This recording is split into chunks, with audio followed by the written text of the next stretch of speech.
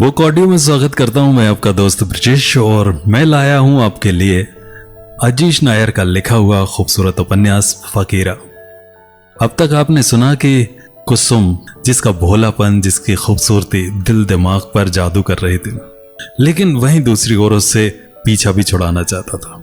आखिर मैं चाहता क्या था खुद भी नहीं समझ पा रहा था और इसीलिए उसको पढ़ाने से मना कर दिया था। आज जबकि मुस्कान के घर पार्टी में गुड्डी भी आने वाली थी, उस पार्टी में शामिल होकर एक बार फिर से गुड्डी को देख लेना चाहता था। चलिए बढ़ते हैं कहानी में आगे की ओर। मुस्कान मेरे घर के करीब ही रहती थी। कॉलोनी में हम सब मिलजुल कर रहते थे। बचपन में तो अक्सर एक साथ खेला करते थे। जब से ऐसा महसूस हुआ कि हम बड़े हो गए हैं, दूरियां आ गई। ये बड़ा होना भी बड़ा अजीब होता है। जब आदमी खुद को सक्षम और काबिल समझने लगता है तो अक्सर दूरियां आ ही जाती हैं।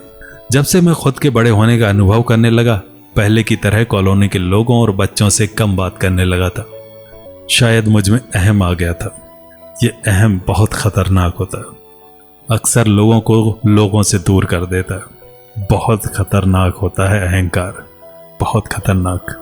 जब छोटा था तो इस तरह कॉलोनी में दौड़ लगाता था कि सब परेशान हो जाते थे और अब लोग मुझे ना देखकर परेशान हो जाते हैं। अक्सर कॉलोनी के लोगों की यही शिकायत रहती है कि मैं आजकल कम दिखाई देता हूँ। मैं भी मुस्कुराकर यह कहता हुआ उनकी बातों को टाल देता था कि पढ़ाई में व्यस्त रहता हूँ। लोग भी कुछ नहीं कहते क्योंकि उन्हें पता था कि मैं ज्यादातर वक्त पढ़ाई के लिए ही देता हूँ। हाँ, यह सही है कि मैं पढ़ाई के लिए ज्यादा वक्त देता हूँ, पर जब से कॉलेज जाने लगा था और मेरी मुलाकात गुड्डी से हुई, पढ़ाई की तो वाट लग चुकी थी। हर वक्त गुड्डी मुझ पर हावी रहती है। किताबों में भी उसका ही चेहरा नजर आने लगता है। मैं बदल गया था। मैं अब वो शिवन नहीं रहा जो पढ़ाई में घुसा रहता था, बल्कि अब मैं वो बन गया था जो हर वक्त गुड्डी गुड्डी करता रहता था। मैं पागल हो गया था उसके पीछे। ना मैं उसके पास जा पा रहा था और ना उसको दूर कर पा रहा था।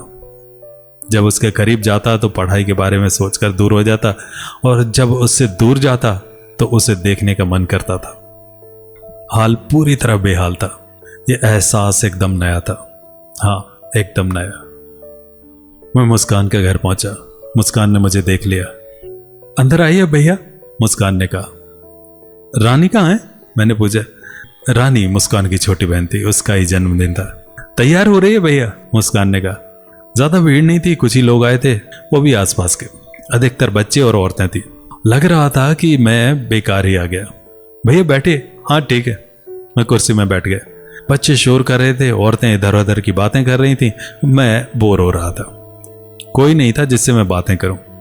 लग रहा था कि मैं बेकार ही आ गया। मैं नीचे सिर झुकाकर बैठा था। तभी वहां मोनिका आई। मोनिका गुड्डी के साथ ही पढ़ती थी।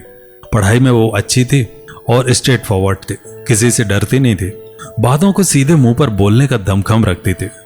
वक्त से 10 साल आगे थी वो। लड़कियों से ज्यादा उसके लड़के दोस्त थे, लेकिन वो बहुत चालाक थे। कॉलोनी में वो लड़कों से ज्यादा बात नहीं करती थी, पढ़ाई में व्यस्त रहती थी, पर कॉलोनी के बाहर निकलते ही अपने असली रंग में आ जाती थी।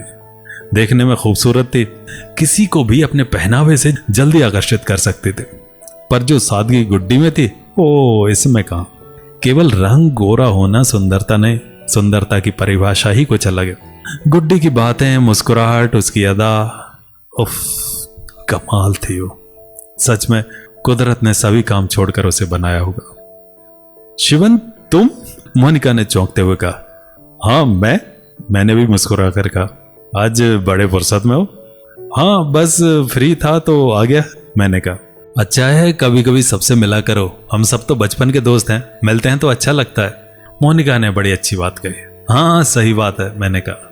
इसके बाद मोनिका मुस्कान से बातें करने लगी और मैं चुपचाप बैठा रहा। लग तो ऐसा रहा था कि मैं फालतू में आ गया, कोई जरूरत ही नहीं थी मेरी यहाँ। मन बड़ा परेशान था। एक तो गुड्डी का दिल दुखा दिया और दूसरा यहाँ आकर बैठा हूं।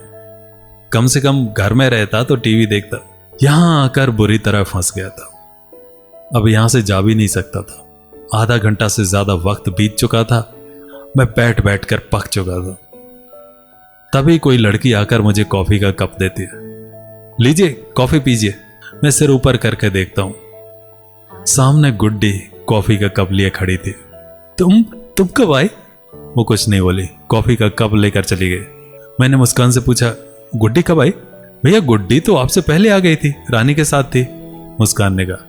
मैंने उसके चेहरे को देखा था, उसकी आंखों में उदासी थी। शायद मैंने आज उसका दिल दुखा दिया था। मुझे ऐसा नहीं करना चाहिए था। मुझे खुद पर गुस्सा आ रहा था। थोड़ी देर में केक काटा गया। रिया भी वहां मौजूद थी। वो मुझे देखकर मुस्कुरा रही थी। शायद उसे मेरे आने पर हंसी आ रही थी। जिस तरीके से रिया मुझे देखकर मुस्कुरा रही थी, मुझे बहुत गुस्सा आ रहा था। मैं छत पर जाता हूँ, बहुत गर्मी है, मैंने मुस्कान से कहा। जी भैया, मुस्कान ने उत्तर दिया। मैं छत पर गया। हवाएं सुकून पहुंचा रही थी। मैं छत से नीचे देख रहा था। बाहर माहौल शांत था। मैंने अपनी आंखें बंद की और शांति का अनुभव करने लगा। ऐसा लग रहा था कि मन की उथल पुथल शांत हो गई। मैं गहरी सांस लेकर अपार शांति का अनुभव कर रहा था। फिर आंखें खोल मैं ऊपर तारों को देखने लगा। अनगिनत तारे अंधकार में एकदम स्थिर शांति के प्रतीक थे। चंद्रमा इसका नेतृत्व करता नजर आ रहा था। तभी किसी ने पास से आवाज दी, सुनिए। मैं पीछे घूम कर देखा, सामने गुड्डी थी। उसका यूं कहना सुनिए कितना आनंददायक था। ऐसा लगा कि मैं कहीं गुम हो गया हूं और किसी अपने ने मुझे आवाज दी। हरे रंग के सूट में लंबा दुपट्टा लिए हुए सामने खड़े थे। चेहरे पर शांत भाव था। किसी भी प्रकार की मस्ती उसके चेहरे से नहीं झलक रही थी। यह गुड्डी का दूसरा रूप था, बिल्कुल अलग। कॉफी शॉप में बैठकर चुलबुले अंदाज से बात करने वाली गुड्डी शायद कहीं खो गई थी। शायद मैंने तो नहीं मारा उस गुड्डी को। खाना खाने आपको नीचे बुला रहे हैं, उसने कहा। इतना कहकर वो जाने लगी। पता नहीं मुझे क्या हुआ, मैंने उसकी कलाई पकड़ ली। वो रुक गई, पर बिल्कुल शांत थी। विरोध तक नहीं कर रही थी। मैंने शायद आज तुम्हारा दिल दुखाया है, मुझे माफ कर दो, मैंने कहा। उसने कोई उत्तर नहीं दिया। मैंने उसकी कलाई छोड़ दी। उसने मुझे देखा। उसकी आंखों में आंसू भरे थे। वो मुझे देखने लगी। कुछ ही पल में आंसू छलकने लगे। उसने अपने आप को संभाला। जल्दी नीचे आकर खाना खा लीजिए, आंसू पहुंचते हुए उसने कहा। आखिर गुड्डी के साथ रिश्ते पहले जैसे हो पाएंगे? क्या पहले वाली गुड्डी फिर वापस लौट के आएगी? जानेंगे अगले अंक में। तब तक अपना ध्यान रखिए। नमस्कार।